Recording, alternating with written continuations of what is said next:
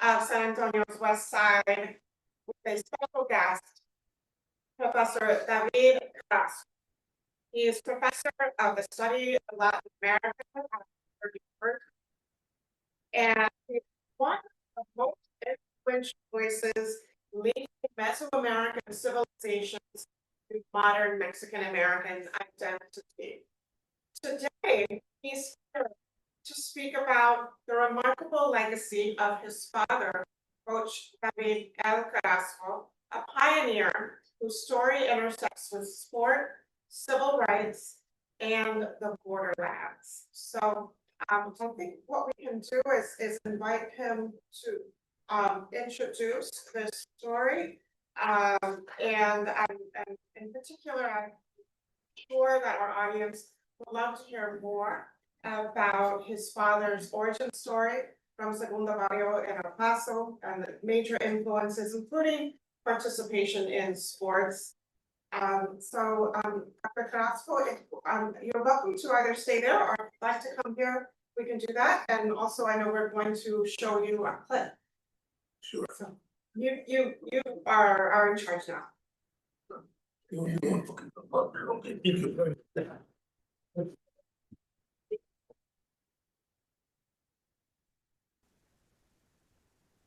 Thank you very much, and thank Luis Carreño for not only organizing last night, but also bringing me and my daughter and our production team down here to the real heart of San Antonio, and also especially to Macri.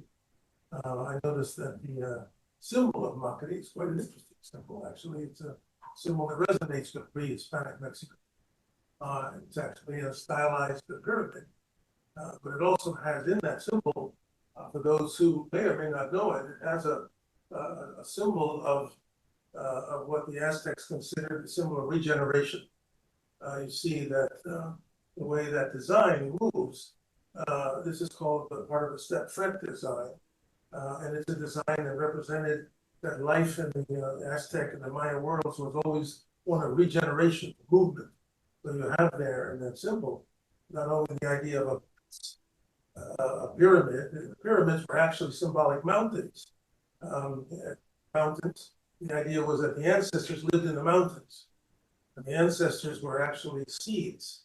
And they're the ones who released the rain and the fall for people, and people would go to the mountains and they'd make sacrifices and offerings. And so then what they did, they decided to do in Mesoamerica, maybe here at Macri, is to create a symbolic mountain in the city. As pyramids. Those pyramids were also the places where ancestors lived. They live inside of the pyramid. And you go to those places and you honor the ancestors. And the ancestors awaken and they give back to you something. And that seems to me Macri is very much about that. Even the name Somos Mac, this idea of us. Who is us? Not only us who are living, but the antepasados, and also the children to come. So it seems to me it's very good to be here at this place that has this kind of connection between the now and the yesterday and also the future. So thank you very much for this opportunity to talk with you. There's many origins to this story. Let me just tell you one of the origins to this story. After my father passed away, people at the university where he taught, they tried to kind of hide the story of what he had done there. You'll see that in a minute. But others around periodically would remember him. For instance, at the university, many years later, an African American came to be the director of athletics. And this African American then learned that my father had been the first coach, not only in that university's history, but in any university in the Washington, D.C., Maryland area, to invite African Americans to play in public sports. At that time, if you can believe it, at the University of Maryland, Georgetown, George Washington, any of these universities, only white people were allowed to play until Coach Carrasco got there. He was the first to integrate. He was then eventually, as you'll see, pushed out of the university, partly because of that. And that story was buried. And then when this African American director of athletics came to be in charge, he learned about it and invited me to come. And he also inducted my father into the Hall of Fame there. You'll hear me talk a little bit about that. But then time went on and people kind of forgot about the story. And then about 2.5 years ago, again, under the presence of African American leadership, the Washington DC Basketball Hall of Fame, which had some very big names, big NBA names, David Bing, other people like that had been inducted. They inducted my father into that Hall of Fame. And they asked me to go speak. I gave a speech. I did all right. And then I thought, well, I've done a good thing for my father. I've done this, and I've spoken well for him. And I thought, that's kind of enough. But then, January of 2024, the American University decided to honor my father and the basketball team. That was the first basketball team with this integrated players. And they invited me to go, and I said, okay, I'll go. But at this event that you'll see, they have some really major voices in basketball. David Aldridge, who was the lead journalist at the New York Times and had a very big role in that 10 segment, The Last Dance about Michael Jordan. He was there, and you'll hear him, you'll see him in this film. And several other people who were NBA were there. And after that event, both of them, David Aldridge and others, came to me and said, this has got to become a documentary. You got to make a film about this. I thought, well, I guess there's more to do for my father and this film. And so I started talking to my daughter, who's here, who's a writer and an exercise scientist and so forth. And we began to see, could we gather enough material to actually make a film? And we began to discover all kinds of material, eventually films, interviews that he gave, all kinds of photographs. And we said, well, maybe there is enough material to make a film. And I'd already had a great opportunity to work with Andres Alegría and Abel Sanchez here, because they had made this marvelous film called Song for Cesar, the music and the movement about Cesar Chavez.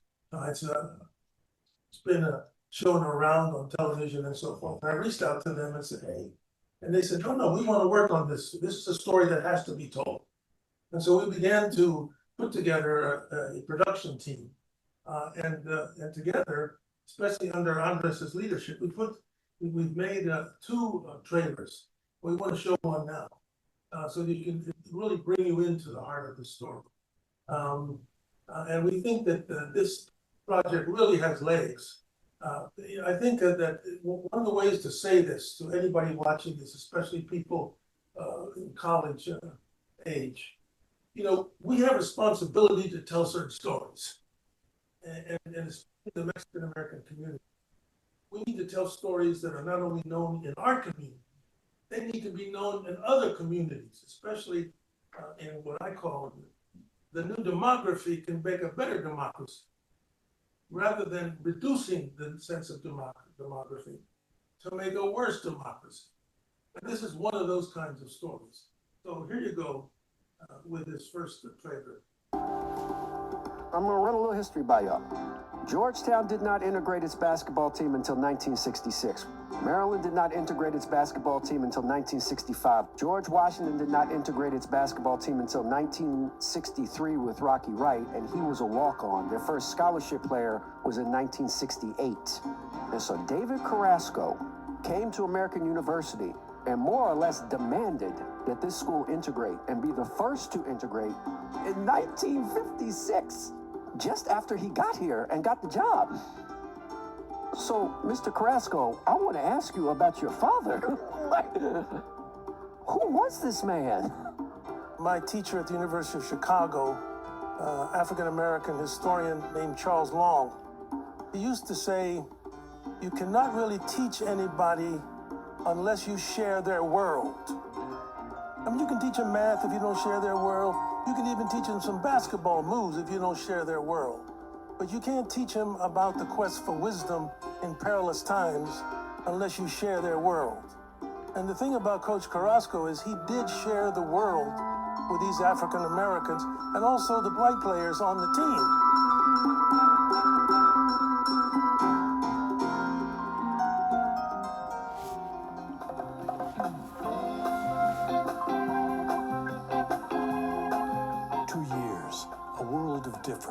two legendary high school basketball players from Washington, D.C. In 1954, Elgin Baylor, the best basketball player ever to come out of Washington, D.C., faced a world of segregation. Many colleges had no place for him, so he ventured west, first to the College of Idaho and then to University of Seattle, before becoming an NBA star with the LA Lakers. 2 years later, the landscape had changed. In 1956, Willie Jones, the city's leading scorer, found new opportunities in a changing D.C., joining American University, the first school south of the Mason-Dixon line to integrate. What sparked this transformation? It began with a landmark Supreme Court ruling. In May 1954, the court ruled on Brown versus Board of Education and declared segregation in schools unconstitutional.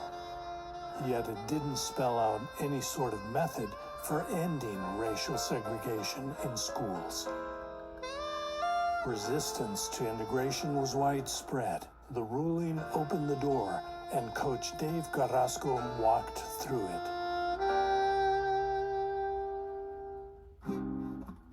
David Carrasco embraced this new era. A basketball star and boxing champion from El Paso, Texas, Carrasco had faced his own battles against racism and poverty and knew how to open doors for African Americans and others at American University.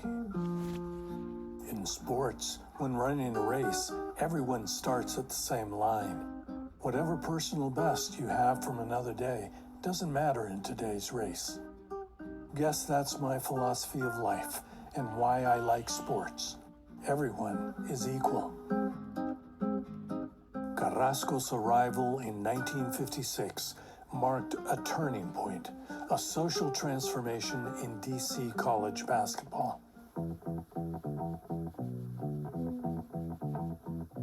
With three local high school stars, Dick Wells from Spingarn, Willie Jones from Dunbar, and Jim Howell from John Carroll, he integrated American University and Mason-Dixon Conference sports, facing opposition and racism with social skill, mental courage, and physical resolve.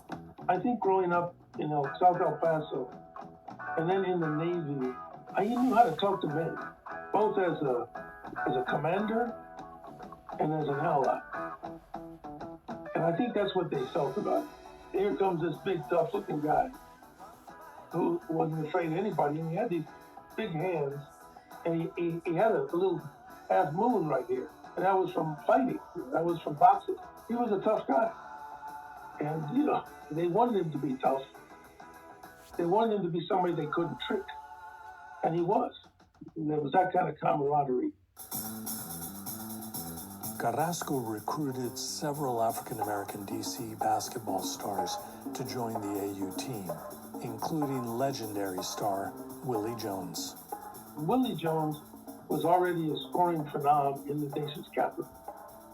To me, the symbol of Willie Jones' greatness is that every record he broke was an away game. And who does that? I mean, not just one record. He broke the scoring record for most points in the game, away game. Then he broke that record, away game. Then he broke that record, away game. Then he goes to the Evansville, scores 54 points in a basketball gymnasium that he's not familiar with, in front of 10,000 people rooting for the other side. The thing that I think is somewhat outstanding is that for 3 years my team won over 22 games, and that is a very fine record. And I had the very fine teams. The American University, where I coached in Washington, D.C., was the first university in the geographical area that integrated. That, of course, was very helpful to my coaching career. That reputation as a first-rate program amplified the racist backlash. In 1962, when the team barely missed winning a fourth consecutive regional title, Carrasco was fired by AU with a stinging farewell. "Coach, you and the Negroes have got to go," he was told in a meeting with the university administration. Carrasco took this experience as motivation to continue working for social justice through athletics. He entered the Peace Corps as director of the physical education program in Ecuador. I saw this Peace Corps as an opportunity to expand my horizons. It was a way for him to nurture opportunities for physical and social maturation for young people in developing Latin American countries.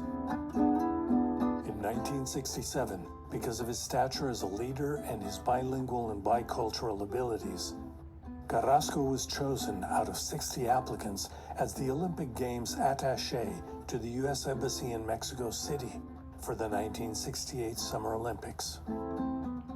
Upon Carrasco's arrival in Mexico City to prepare for the Games, a Mexico City newspaper wrote, "Of all the foreign coaches who have visited us with the goal of imparting their knowledge to Mexican coaches, the one who has left a fruitful seed is undoubtedly David Carrasco. Of Mexican descent, he carries our blood in his veins and the facility to understand us." Mexico has a fantastic culture and just a remarkable history. I think if you look at it in its totality, the year of 1968 unquestionably will go down as one of the great years of the history of Mexico. Mexico was going to show the world that it was no longer an emerging nation, but an established nation. After the Olympics, Carrasco returned to El Paso to open a Job Corps center that aimed to better the lives of at-risk youth in the El Paso area. Carrasco viewed the Job Corps as an experience of human renewal, and his center was ranked the #1 Job Corps center in the nation for 10 years in a row, resulting in a Time magazine article featuring him as, quote, "the skills sergeant."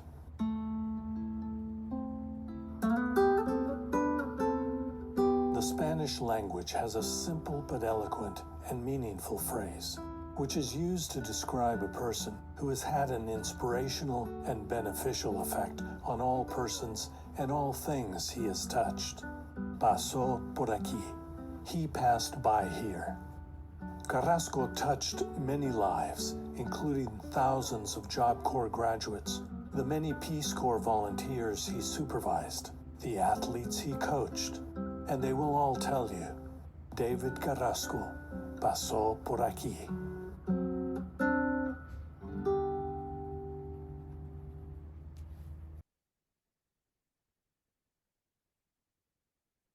That was wonderful, Debbie. Thank you. Tell us, what events in your father's life led to his passion for social justice and his fight to integrate basketball at American University? And then I have to ask you, tell us about Livingston. Yeah, okay, sure. That's a great question. Thank you very much. So, one of the things that is going to be very important in this film project for our audience to understand is that my father was born in the Segundo Barrio, which is kind of like this community here. I mean, this was a very tough Mexican-American community right on the border. He was born in a row house about 50 yards from the border. And he had parents that came from the state of Chihuahua.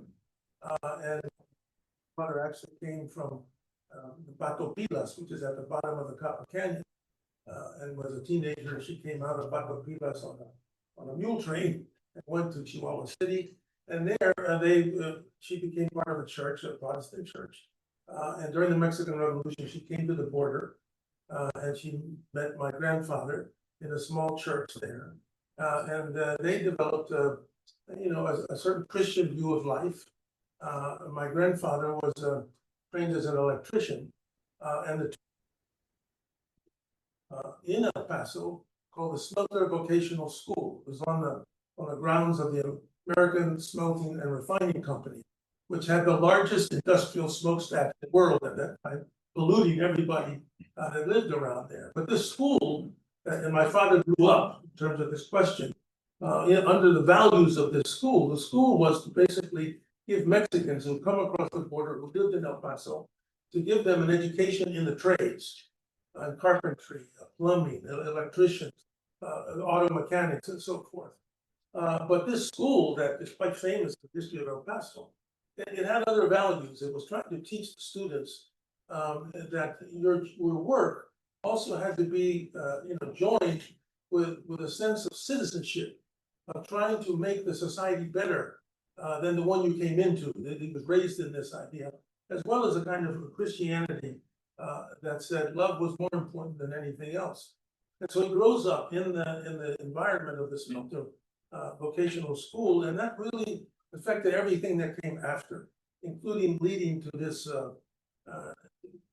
relationship with African Americans. Now, jumping ahead, he grows up in El Paso. He's a basketball star there. He's a boxer. He boxes in Juarez and he boxes in El Paso. And he's a heavyweight boxer. And what happens that it's unknown by many people is he goes into the Navy, and he's the heavyweight boxing champion of the Navy.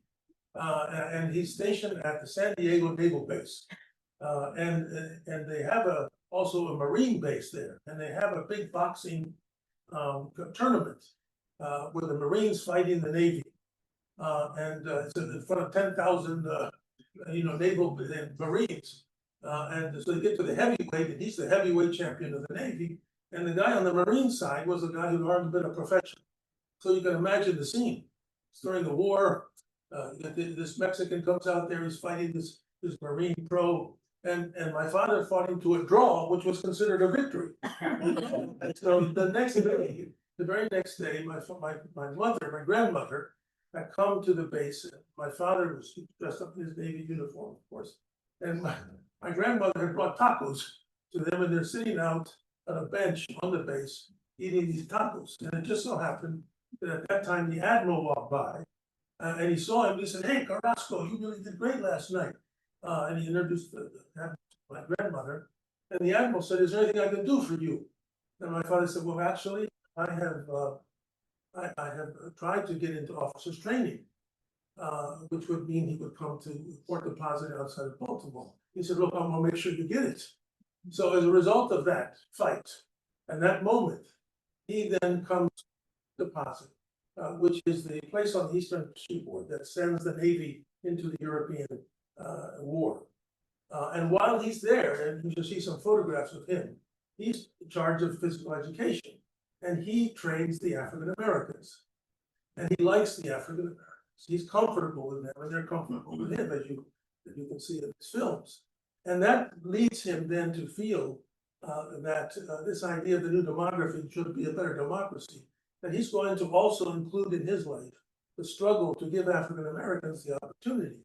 So what happens then, after I'm born on this naval base, he meets my mother in a blind date.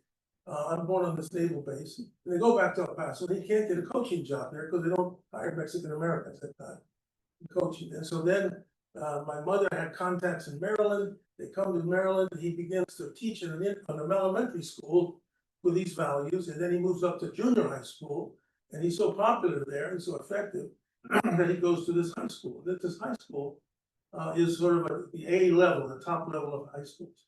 He becomes the basketball coach there, wins 3 state championships. You see in the second video that we have. And as a result of that, this big 6'4" Mexican American becomes the first coach at American University.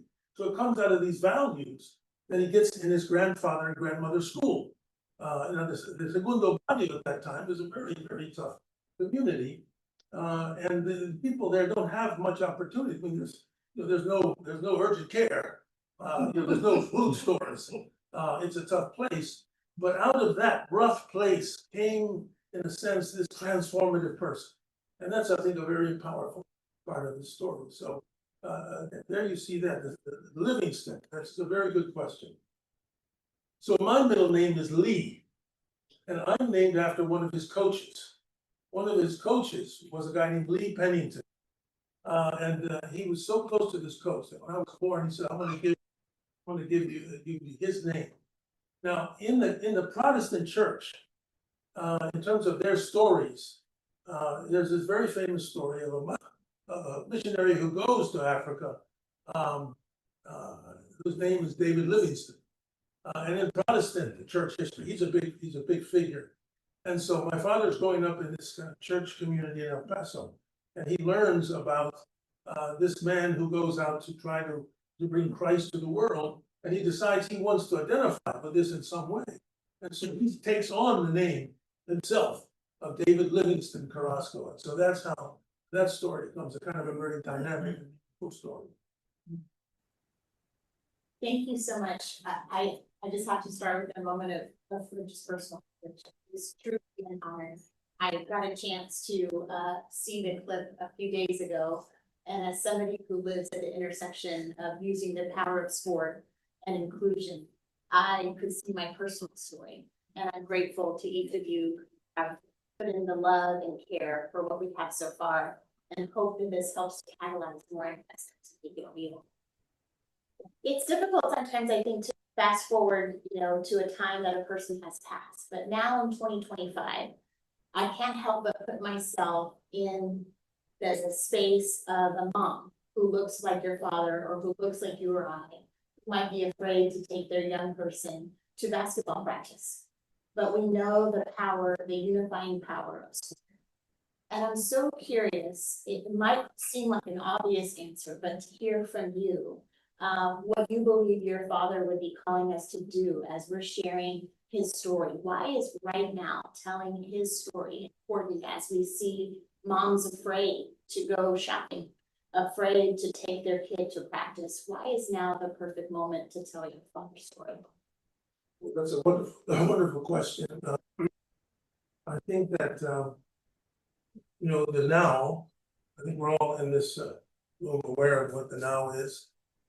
We live at a time where my lifetime, I've never seen so much notification about Mexico, Latin Americans, all under this critique of immigration and migrants.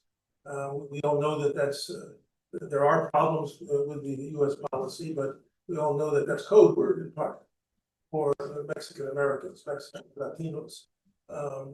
This is a time when more and more of these stories are being erased. And there's never been a time where it's more important to tell these kinds of stories that come out of communities like this, because it's not just a matter, it's not just a matter if you have Anglo-Saxons, then you have Irish, you have other people, and we're going to add these people here. We're going to make a little room for Mexicans or blacks. No, that's not the point of this. The point of this is that the people that you see represented in this film, the people who are represented in this particular room this morning, our contributions were not just to make us add-ons. Our contributions was always to make everybody better. That's the role of Cesar Chavez. That's the role of Martin Luther King. That's the role of Dolores Huerta. The idea was we're trying to not just add on, we're trying to make the whole thing better. The whole democracy becomes better because everybody's contribution. And that's what's often been left out. It's not about, you see, diversity didn't mean just add on these people. Diversity meant that the real story of the country was that everybody who came in turned out to be like Coach Carrasco with these values. We want to make everybody better. We want to make the whole situation better. So now sports comes into the story because sports at the time of Coach Carrasco, not like the sports now. Sports now has become places where these young men and women can take their abilities for aggression, their abilities of skill, and they can turn them into performances, tremendous performances at the local level, at the college level, at the international level, and they're performing something very special. There was a book written some years ago by this really wonderful European scholar. It was called Homo Ludens, not Homo sapiens, Homo Ludens. And his name was Johann Muzinga. Johann Muzinga was a great European scholar. He wrote another famous book called The Waning of the Middle Ages. And in Homo Ludens, what he says is, you want to know what makes the human human? It's not just the ability to think and cognize, it's really the ability to play. Ludens mean the player, the humans as a player.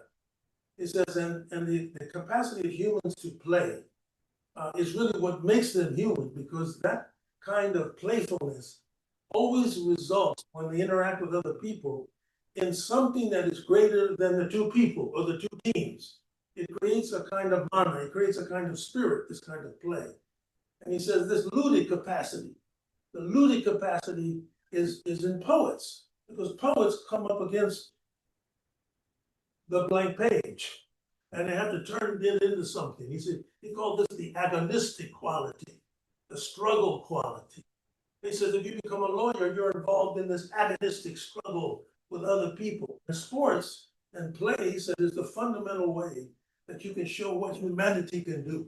You have a playing field. There's limits. You have rules. And like my father says, there's a starting line.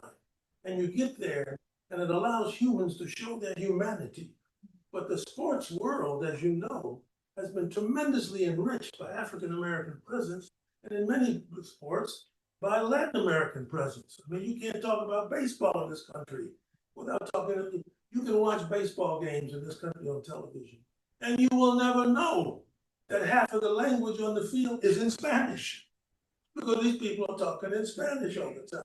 So you have all of these people coming across the borders, whether they're coming out of Africa, or they're coming out of Latin America, or they're coming out of this community, see?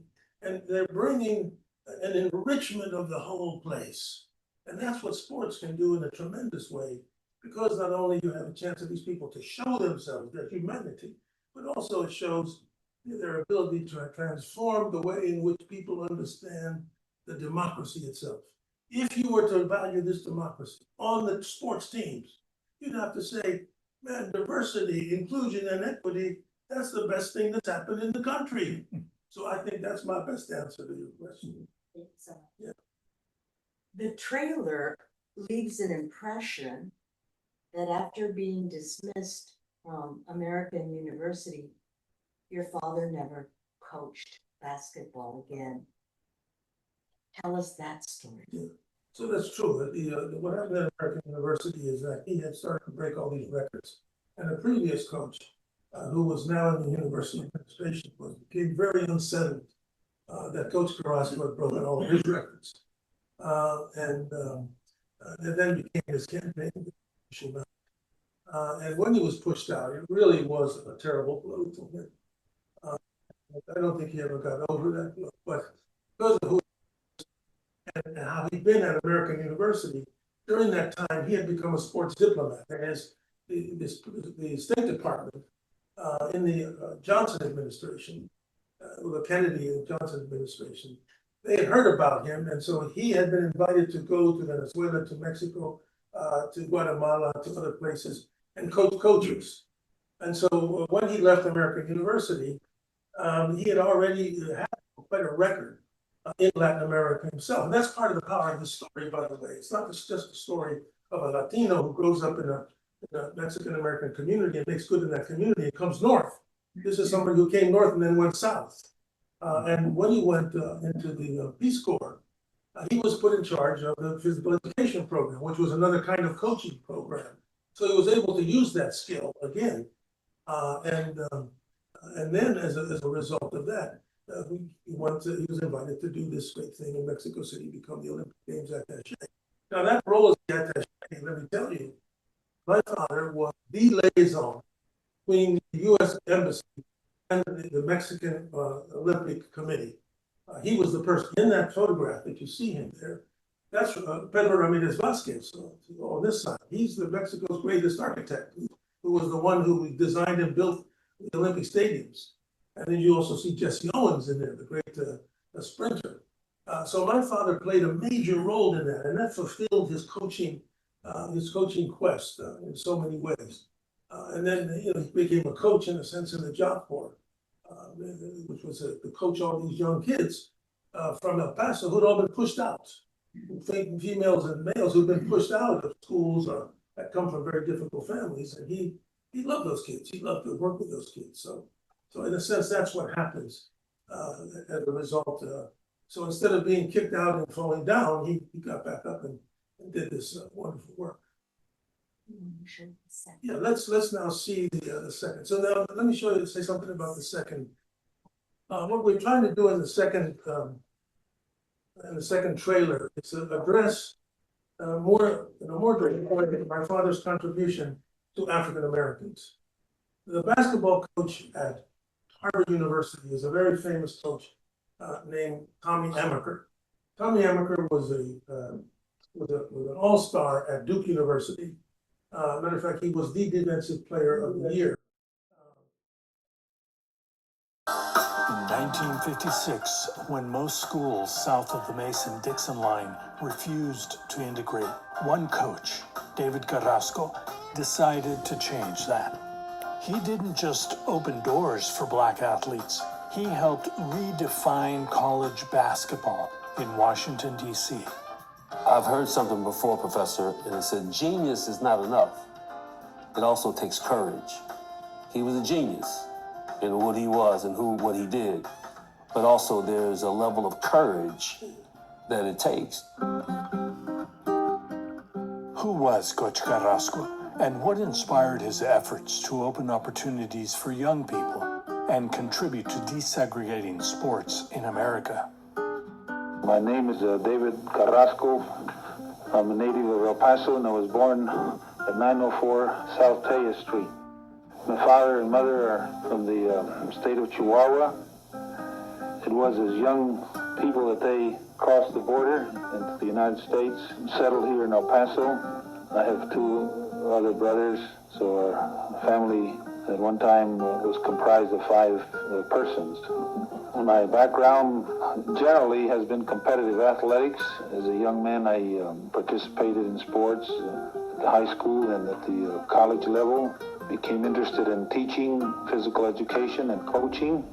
And I had experience from elementary school coaching through the university level and into international sports. Carrasco came from a Christian immigrant background and dedicated himself to education and athletics, becoming one of the few Mexican-American coaches in collegiate sports at the time. He coached at Montgomery Blair High School, where he won 3 state championships and one year went 21-0 against the best teams in the Maryland, Virginia, and D.C. area. In 1956, Carrasco was hired as head basketball coach at American University in Washington, D.C. He went in with the intention that he would integrate the team and give black players opportunities they couldn't find elsewhere. Your father, he was intentional about what he was doing, but intentional about wanting to be fair, intentional about wanting to evaluate talent, intentional about wanting to help lead and help youngsters grow and develop regardless of where they came from and what color they were. And it's obvious how intentional he was in his wanting to do well and wanting to win. But that's all part of the courage that it takes when it's the environment that you know is a certain way and it doesn't include certain people. And the courage that he showed and displayed of not caring about that and wanting to be at the core of being a teacher and a leader. Yeah. So when he was inaugurated into the Hall of Fame at American University, he had already passed away. One of the things that I enjoyed so much was a man stood up and said, I met him on the playground. He said, we were out there playing these kids, and all of a sudden the biggest guy we ever saw, dark skin, showed up and not only watched us, but he organized us. And another guy got up and said, hey man, I met him on the playground the first time. And he had a very similar story. And then one of the blacks said, you know what?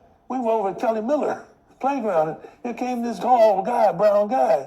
And he recruited, he talked to us.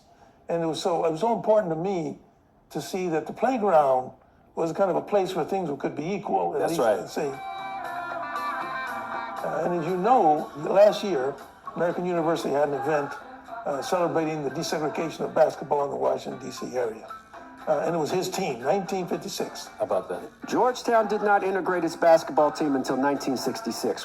Maryland did not integrate its basketball team until 1965. George Washington did not integrate its basketball team until 1963 with Rocky Wright, and he was a walk-on. Their first scholarship player was in 1968.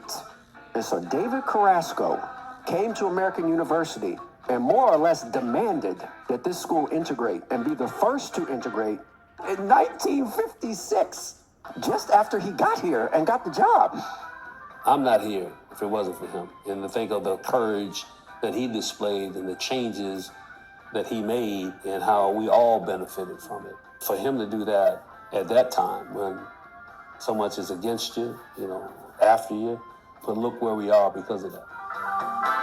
Carrasco didn't just put black players on the court. He stood by them. He recruited Dickie Wells, then Willie Jones, and told their families, they'll stay as long as I stay. But one of the things about Coach Carrasco was that he really committed himself to these African-American players to stick with them so that they would graduate, because he saw them not just as instruments to win games, but as human beings to cultivate. That's right. This was really important to him. And he grew very close to these people. And I'm sure that's why, as much as anything, for his players and the black players in the black community, we recognize that. Yeah. We recognize the people that are just trying to use you or get you instead of something that's really good for you. The way that your father touched them, that's my goal and my hope, is that I can touch my players in a way that it's a very meaningful relationship, a bond that goes beyond, did we win, did we lose, did you make the shot? And I'm sure that when your father shows up at the playground and people know that he's there, they get a chance, they say they met him there. Not everybody going there. Not everybody going to care to go there. In fact, that he would be there. And then, like you say, would care about them beyond, as we say, beyond the 94 by 50, beyond the dimensions of the court. And share that with these guys. I can't imagine how he touched them. Carrasco's legacy is more than wins. It's the people he shaped. A tree of coaches, teachers, and leaders. Proof that leadership and compassion change lives. It would not be possible for me and us to have the relationship and the things that we've done if those things and those stories in that place didn't happen during that period of time. The greatness of what he was able to do, if we can be inspired by it, it takes courage to change people's minds and their hearts. Another proof of Carrasco's influence lies in the number of his players who became coaches themselves, most of them coaching championship teams. Jack Doan and Ed Clements later coached at Blair High School, Dick Brown at the U.S. Naval Academy. Walter Dupie coached at Wheaton High School in Maryland for 37 years. And Willie Jones at the University of the District of Columbia, where he won a Division II national title. Jones extended the coaching tree by hiring Cheryl Roberts at UTC. Roberts was the first female to coach men's basketball in the NCAA. Morgan Wooten, considered the greatest high school basketball coach in the history of the U.S., said of Carrasco, Dave was the kind of guy that anyone who met him liked him. He knew basketball. He knew life. He knew people. He touched a lot of lives.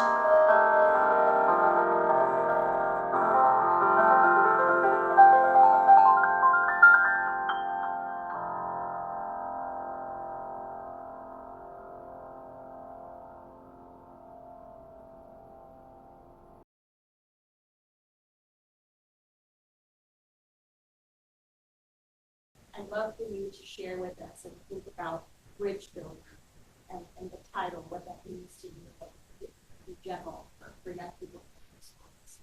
I'd like to say something about that. With the response to that, to introduce again Andres Alegría, great filmmaker from Proceeding. And who actually, he knew about that phrase, and I did, and we were talking about it, but when the title really came through, it was him who reminded that this should really be part of the title. So Andres, about how you put this together and why you believe that Paso Perquí was a really appropriate time. Sure. Can you hear me? Why don't you sit up here? Sure. This is Andres Alegría, great song, Caesar.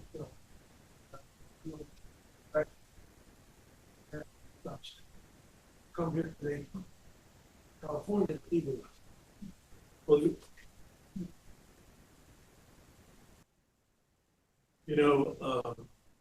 when Professor Carrasco first approached us, myself, we already had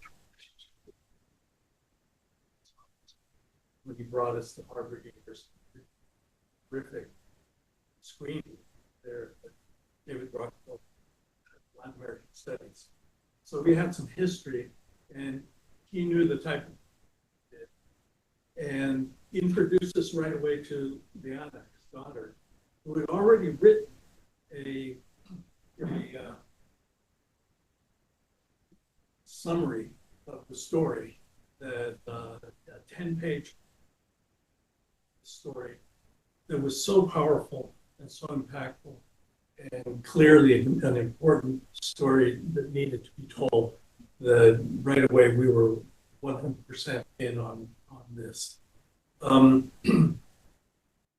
She distilled it down to a shorter script, which is what became that first trailer that you saw. And originally we thought maybe this is the film that we're going to do, but it became clear when we put that first trailer together that there was a much bigger story to tell, and that story had to do exactly with that. Pasó por aquí. In other words, that his influence, the story of this man, really had to do with not just what he did in El Paso on the border, but it had to do with what he did in Washington, D.C., in Mexico, and in other parts of Latin America. So it was a much bigger story that we're behind 100% in terms of supporting and working on it. And just to finish up really quickly, Abel and I, when we did A Song for Caesar, it was a labor of love. It took us, I say 15 years. He reminds me it took us 20 years to make the film. And when we were discussing with Leanna and David how we would approach doing this film, we told them, there's two ways to do it. We can do the Song for Caesar route, may take us 15 years, or we can approach it as a tight, professional, well-funded production and get it out in a year and a half. And, there was no question which way we wanted to go, because we don't have another 15 years to make another film. So how this came about, and that's how we're proceeding with a production plan for the film, with a schedule, with a budget, so that we meet all the stages of production: pre-production, which is where we're at now, production, post-production, and distribution. And that's why we're here. So, any questions? But let me just say, go to Paso por aquí. When I go to El Paso today, and I go to a gas station, just maybe some attendant will come out and I'll see maybe a young person. I'll say, hey, Carrasco. He said, Carrasco. I said, yeah. He said, I was at the Job Corps Center. He said, your father saved my life. Or I'll go someplace to a restaurant sometimes. Somebody else at Carrasco. You got anything to do with Job Corps Carrasco? Literally can't go to many places in that city, because over the years, I would say 20 to 30,000 people got jobs and training out of the Job Corps Center of Carrasco, and they know it, and they revere it. It's really powerful. Well, I have to tell you that even though I'm not from El Paso, I will have that same impact by Coach Carrasco just by seeing the trailer. That's just what I hear. And And the one person we need to hear about and how he was influenced by your father's life is you. And how he influenced your work as one of the nation's most important Arizona scholars. So, that really begins with, I grew up in Washington DC, Maryland. Since it's a Mexican-American family from El Paso, we would drive all the way to El Paso. Sometimes in the summer, it was quite a trip. Because he not only wanted to reconnect with his family, but he wanted to show me the border. He took me across the border as a kid into Mexico. We walked across the border. And I never forget that the first time we walked across the border, there were these Mexican kids down there, half naked, with these poles that had little baskets on them to catch money. And my father told me, he said, "You see this here? So this is what we're about to change. We're trying to change." He said, "This is what we're trying to change." And every time we went back to El Paso, I got a little bit more interested in the border and that part of my life and so forth. And then I had this wonderful experience that I talked about last night. So when I'm 13 years old, my father is invited to Mexico City by the Confederación Deportiva Mexicana to train Mexican coaches. And so I go for the first time to live in Mexico City. And there is where I had this incredible experience of going to the museum, for those of you who weren't last night, and that I go to the museum of the Anthropology Museum for the first time, and I see all of this incredible Aztec and Maya stuff. And I realize that, I've been taught that these are not the people who make civilizations. These are the people who make tamales, and they have attractive women, and they're kind of got Moctezuma's revenge and all of that. And the Marine fight song, goes from the halls of Moctezuma to the shores of Tripoli, where we've beaten these people up. But I go there, and I see in that museum the roots of civilization, real civilizations, and that absolutely transformed me. It just opened up a tremendous part of my mind to say, not only had to do with my identity, but it was a question that was really important to me: is where did civilizations begin? And as I said last night, eventually I go to the University of Chicago and I work with this great scholar, Paul Wheatley, who had done the basic book on where there were the first urban civilizations.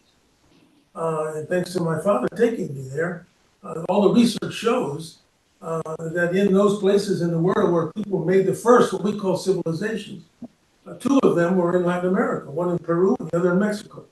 And so the place I had gone as a 13-year-old, this was a place where people had invented the first cities, the first civilizations. The first civilization in the Americas was in Mexico and Peru. It wasn't in Boston. It wasn't in Chicago. It was, in nuestros antepasados. So that experience. And the other thing about it is, you can imagine, coaching in Silver Spring, Maryland, there were not many Mexicans around. As a matter of fact, the only other Mexicans were my uncles and aunts. And we used to go over there all the time. So there was all kind of pressure on him to acculturate. There was all kinds of pressure to acculturate and fit in. And what happened in my life that was really interesting, maybe some of you had this experience. When I'm 10 years old, the movie Viva Zapata comes out. And he took me, just him and me, to go see Viva Zapata. It's the first time I'd ever been in a movie theater where there was a Mexican story, even though it was Marlon Brando and as Zapata. And so I remember sitting with him in the theater in the dark, and I could feel things coming over him, the pride, the emotion coming up in him to see that story, written by John Steinbeck, by the way.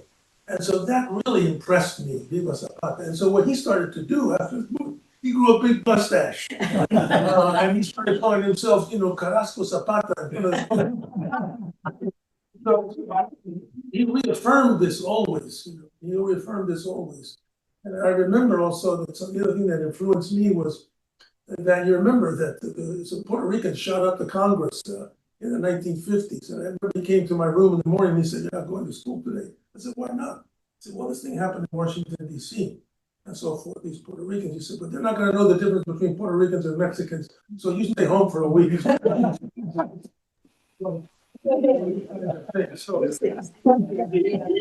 So his influence was that way. The other thing that happened, just that you all resonate with, is he spoke Spanish very well. His mother was a made sure that they always spoke Spanish at home. So his Spanish was from the level of an embassy Spanish to the barrio Spanish. He could handle all of these levels. And this was very important to him. And I remember one time we were at an embassy party and with all these diplomats and so forth, and he was there, and another diplomat came and she was from El Paso. But she didn't really know who he was.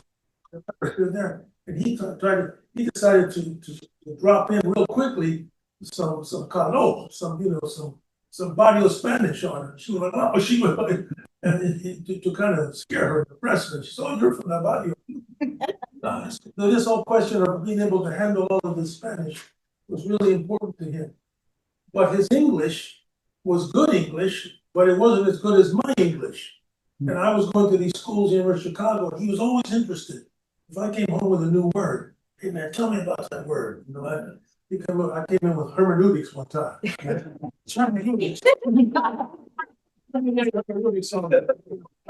or the axis mundi. What's the axis mundi? That's the center of the world. That's what the mountains. So we were very close. That was that story. We are coming to the end of our hour. This has been a fascinating conversation. I'm sure there are some people in the audience who have questions. So if anyone does, we can take a little time for questions.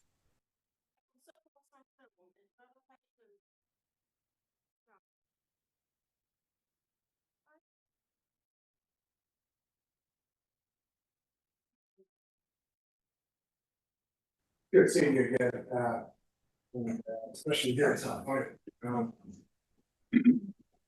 Yeah, one thing that struck me on this go around and watching the trailer was the connection between sports, athletics, and the universal human experience, encapsulated here in the Borderlands by the story of your father. Can you say a little bit more about the book? You read Homer's Iliad. Penultimate chapter represents funeral games. Right? So it's like this huge athletic sporting event, and we read the classics because it says things about the universal human experience. Maybe you'd say one or two things more about maybe the way that the narrative itself can be amplified to. Yeah, the narrative of your father can be amplified to encapsulate humanity as such, in terms of competition and athletics. Well, thank you for that question. Building on what Andres was saying, when these guys at the American University said, hey, you gotta make a documentary about this. I said, well, okay, we'll start with this documentary idea. I talked to Ayala, we started to build it. And the more and more we found things out, and maybe Ayala can say something about the documents that she found and so forth. We begin to realize, man, this is a big story. This is not a small story. This is a big story. It starts in the Segundo Barrio, but look at this traveling, look at where it goes. And pretty soon you come to feel kind of what you're saying, that this is an epic story. This is a big story. It touches all these different races, it touches different genders, it touches different locations. Paso por aquí, it starts in the Segundo Barrio, it goes to Washington, D.C., Maryland, then he's back in Mexico, then he's in Venezuela, then he's in Guatemala, then he's in Argentina. And all of these people are coming and say, send this guy. This is the guy to send to Paso por aquí and to give the message. And what's the message? Well, the message is how to coach people. And you coach them not only in terms of how they use their body, but you coach them in terms of how they use their soul. And that's what it was very much about, body and soul. And that way it becomes a kind of archetypal story, an epic story. And one of the things I said last night was about how we identify ourselves. African Americans had this whole thing. What are we going to call ourselves? Negroes? No, we're Afro Americans. No, we're African Americans. No, we're Black. Well, Latinos have had the same thing. We're Hispanics. No, we're Mexican Americans. No, we're Mexican Americans. No, we're Chicanos. No, we're Latinos, we're Latinas, we're Latinos, we're Latinx, and we're Latina. And I said, well, I like this Latinx thing. But the idea about the Latinx, I tell my students, is you go like this and you turn it like this, it becomes a plus. It's the Latin plus. And this is a plus story. This is a Mexican American plus story. This is a Chicano plus story. This is a basketball plus story. And in that sense, it's coming out to be this kind of epic story that can speak to anyone who cares about making the bigger demography a better democracy. And that's what he was about, and that's what this is about. And that's what sports can do. You know, I remember I heard a woman talk once about politics. And she said the best way to do politics is to get people to dance. He said it's got to be politics you can dance to. You know, and that's what we need. We need politics you can dance to, because you got to dance with partners. You got to dance with other people, and it takes the elbows out of the politics and makes it an embrace. Well, that's what this is. This is sports you can dance to. This is basketball you can dance to. And I think that's really the way I see this story, as it has become, partly through the work of Ayala and Andres and Abel. And so that's the way I see that. And I think that, yes, right here. I lived in DC from 69 to 70, 71, 72. And I did go to American University. And I was fortunate for, I had gotten paid for my college for working there. And I would get, and I had heard of your dad's name. I'm very excited to have met you, you know, but I would get the reverse discrimination sometimes because of my look. They would say, no, I love San Antonio. You know, where are you from? There's too many Mexicans in San Antonio. I said, let me show you my badge and stuff like that. So through my life, because of certain life, a certain look, they turn it around, and then you have to kind of defend yourself and stuff. But what a long way we've come, you know, and what we can do now to keep it moving forward, you know, as far as Mexican America. Thank you for that. What's your name? Robert Trevino. Yeah, Trevino. But there's four of us here, so don't confuse me. I'm the guy, he's a guy retired from Gibson Guitars. All right. Right. There you go. Yes, right here and then over here, yes. I'm curious about your father's integration of the basketball team. How did the Anglo players receive the African Americans that joined the team, and how were they received by opposing Anglo teams? That's a great story, you know, that's a great question. I mean, Can you repeat the question? yeah, the question was, how did the basketball team itself, the white players, how did they respond? You know, what happened when they played in other places? Let me start with the second part. Because here I am as a 12, 13-year-old, I'm there all the time, I'm at the practices, on the bench, I go on the trips. And one of the things that you won't see so much now, but I can't tell you how many fistfights broke out in these games. I mean, real fistfights, not only on the court, but sometimes in the stands. And I remember a number of times when we played in all-white schools against all-white teams, that there were fights in the stands. Somebody would be there, somebody from the opposite team would start saying something, you know, derogatory about these people, and then somebody from American U, maybe who was defending the team, would pretty soon a fight would start, and it would come out of the stands onto the court and stop the game. I remember once at Georgetown, which you know now is famous for African American coaches and players. I mean, there was a riot. That school at one time, when my father's team played there, was all white men. It only had men. They were all white. And to have a team not only with blacks, but blacks playing with whites, that was part of the insult to these people. And Mexican American. And a Mexican American coach. You have a Mexican American coach. You have blacks playing with whites. In other words, you have a sign that whites have accepted black players against an all-white team. Those people, they couldn't stand the integration as well as the blacks and the Mexican coach. On the team itself, you know, there were several Jewish players who came down from New York City who had already been associated with blacks. And so you had Jewish, you had Protestants, Catholics, and also these black players. And they got along, but they had to get along. And the black players, you know, when things were said initially, the black players knew how to handle the whites who had some bias or prejudice. I mean, that was there, and they knew how to handle it. But the other thing the blacks player would say, that whenever they traveled into Virginia, when they traveled to Virginia by car, it was always my father with the blacks. He would always drive, they would always go with him. And sometimes I would go sometimes with them, because he was always protecting them. And he knew that they knew he was protecting them. So he knew where to go and so forth. There's a famous story actually that you'll like very much, where they play in a Virginia team, and they win. And afterward, the team went down to the dressing room. When they go down to the dressing room, it's right next to a pool. And the players are so happy, they all jump into the pool. They all jump into the pool, and so you have blacks and whites in the pool. And the director of athletics heard about it, he came down and he said, Coach Carrasco, what the hell are you gonna do about these N-words in the pool? You gotta get them out. And he said, I'm gonna show you what I'm gonna do, and he jumped in fully clothed. And then they all got out and so forth, and we went back that night. That's who he was, and that's how it worked. And so this was, in terms of the question earlier about impact on me, I'm a 12, 13-year-old. And I'm seeing this, and I'm knowing what integration really is and how good it is, how important it is, how transformative it is. And I think that that's one of the things we see going on now. A lot of people, a few people are very uncomfortable with that type of integration. It says we really have to all get along in a more equal way, not so much as a top-down way. Okay, we have a question from Zoom. Yeah. If I can just get turned on. Yes, hello. This is Henry and Irma Osegueda. We're from El Paso, Texas. And first of all, Dr. Carrasco, thank you so much for your presentation. Very, very well done, and it's very informative.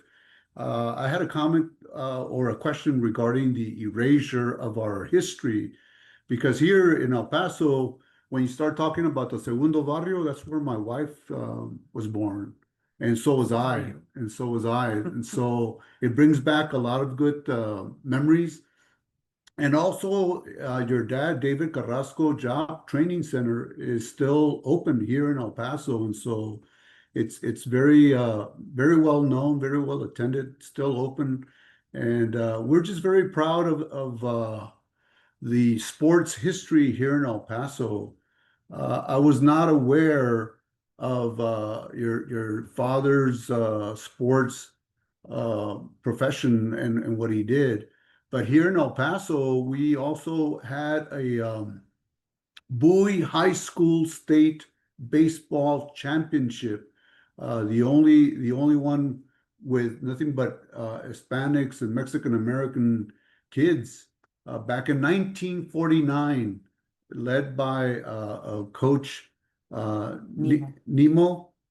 And also, if you remember, 1964, the only Texas basketball, NCAA basketball champion in Texas has been from the University of Texas Western College here in El Paso.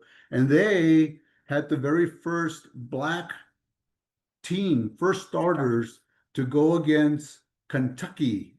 Just imagine they were going against Kentucky back in 1964, and we were the first and only Texas college team to win the NCAA under a coach, Don Haskins.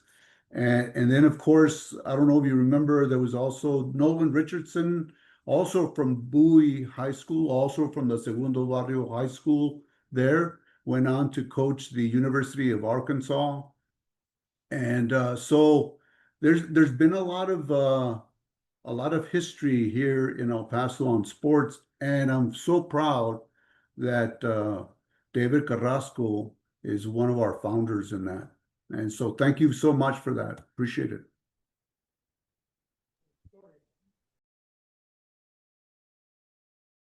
About Brown v. Board of Education and how desegregation actually happened. And so I was writing this for her initially, and it was through this process that I realized that this is a really powerful story. This desegregation story is where we start. And I was so interested to see that you have the same topic of desegregation here from Corpus Christi.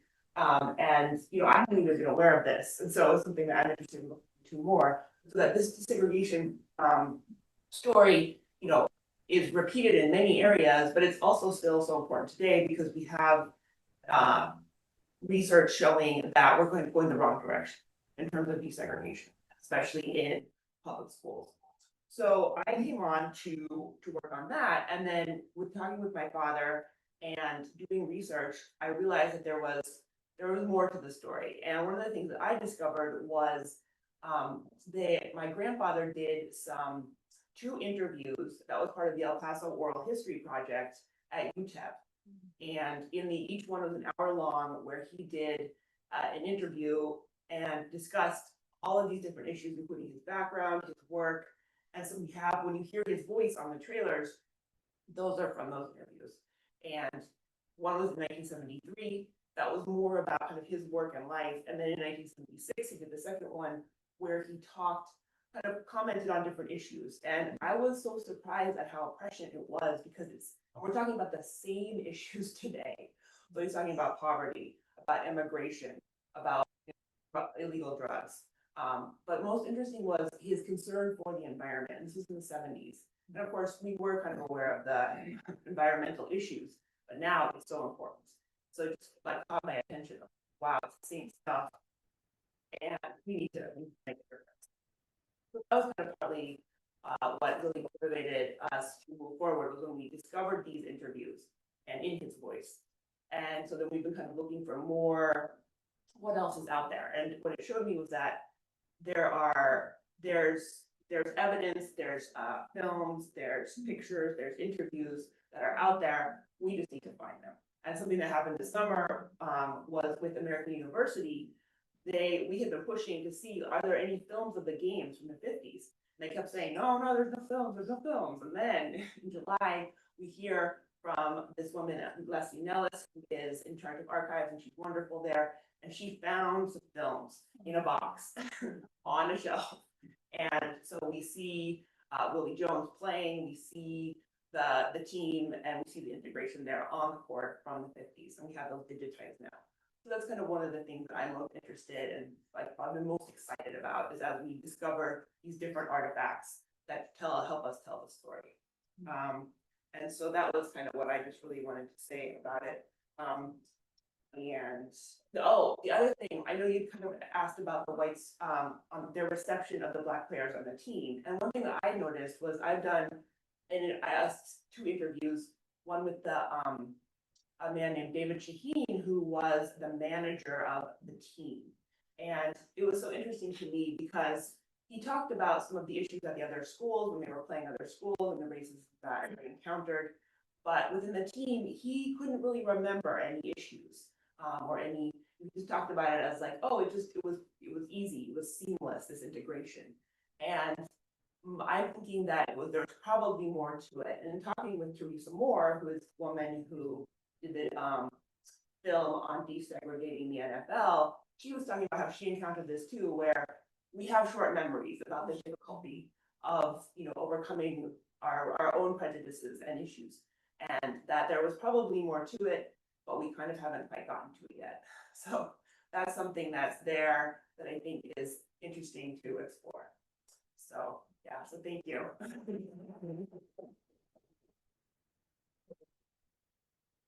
It looks like we have one more audience, and then we'll wrap up. I'm not about this. First of all, thank you to Maki. I think the hunger, the obvious nature of people's questions and the discussion I wanted to relate is clear, because the hunger for us to know our stories is very important. I have a firm majority Latina owned, and our whole brand is built around a Mesoamerican that I have a part here, which stands for community. In our work, we represent Mejia, which is behind the long game. And so I understand and commend you all in the labor. We deal with the politics in a state like Texas.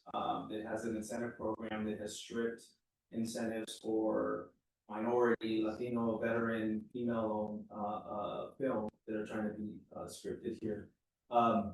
This question seems obvious, but I think it's important. What can we do? What can we emphasize and re-emphasize to support this project and projects like it, both in this room and as you continue to raise for it, as you continue to promote it? I think it's important for us to walk out of here with some action items. Thank you very much for the work that you do for this question. I think that, ever since I met Luis Escareño at Harvard, I got a bigger sense of how this project is getting bigger. And in the bigness of it, we grow intellectually and hopefully financially. Intellectually, all these questions that have been asked, this reflection from So your response is very important to us. In terms of how this project, as Leanna said, is growing.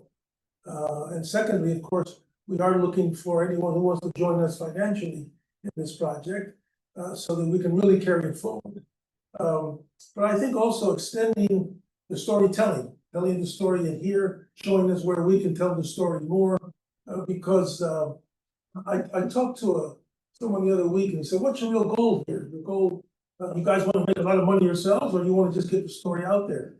I said, "We want to get the story out there. If it makes money, that's fine. But that's not our move. Our move is to get the story out there.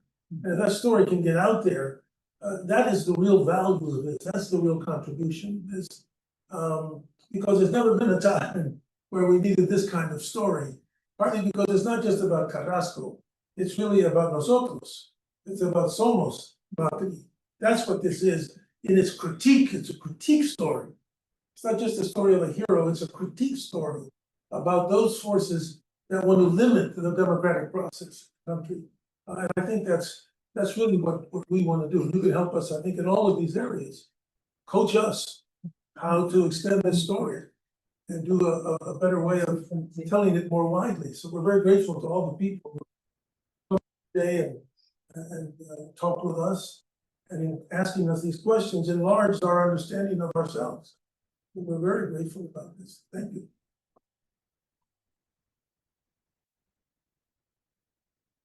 Another thing I do want to also say, April, it's good to have you here. April's our music guy. Or anything you want to say about how you see this project going forward after? If you ever see Song for Cesar, this guy is a fantastic singer, musician, and conductor of that. We do have a little excerpt here if some of you want to see it later. Abel. Well,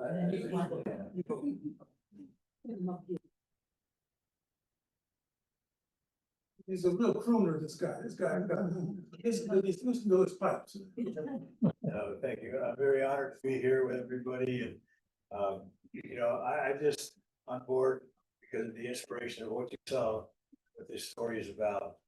The Song for Cesar project we did with myself did, that was a work of love and a passion because of the way I grew up, what everybody has expressed here. Like, I think the way a lot of us grew up, and so this story, when David brought it forward, because of what we did on Song for Cesar, it was like, wow, it took me to another level. And what I think is these stories need to be continued, ongoing, not just, that's it, here's another one.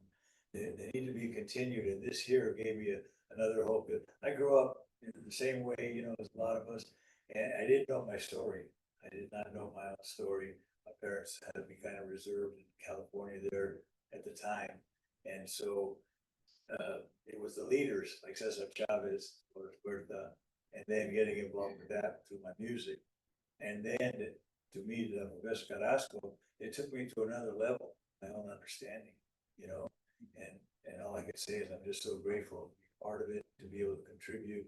And the music, I get inspired musically as well, to put it behind these stories, the feeling and the mood, but more the heart of the story.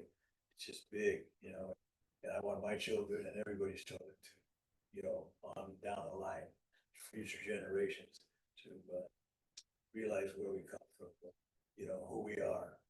And I just love being a part of it. So I'm honored just to be here with you folks, especially here and be part of the story.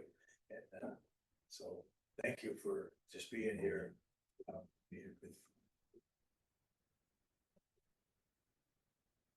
I just want to thank everybody for being here, our esteemed guests, Dr. Carrasco, filmmakers, our panelists, Elaine Ayala, legend in local media, Patricia Mejia, a friend to all nonprofits and now with the Spurs, and of course, Luis Carreño, who organized today's event. So I want to thank all of you. I want to thank our Zoomers for joining us online.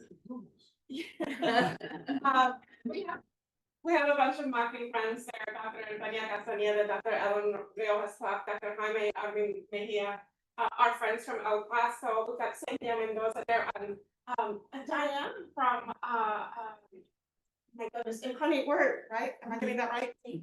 Okay. And we did previously have our board chair, Chicano movement legend, Rosie Castro, as well as her son, Congressman Joaquin Castro. And I also saw Bishop Roel Martinez, a really important figure, not only in the Methodist Church, but also in the farm worker movement and the Chicano movement. So we had some wonderful guests with us today, along with all of you here with us. Christina Valle, Executive Director of the Guadalupe Cultural Arts Center. So we're so glad to have all of you here in the house with us.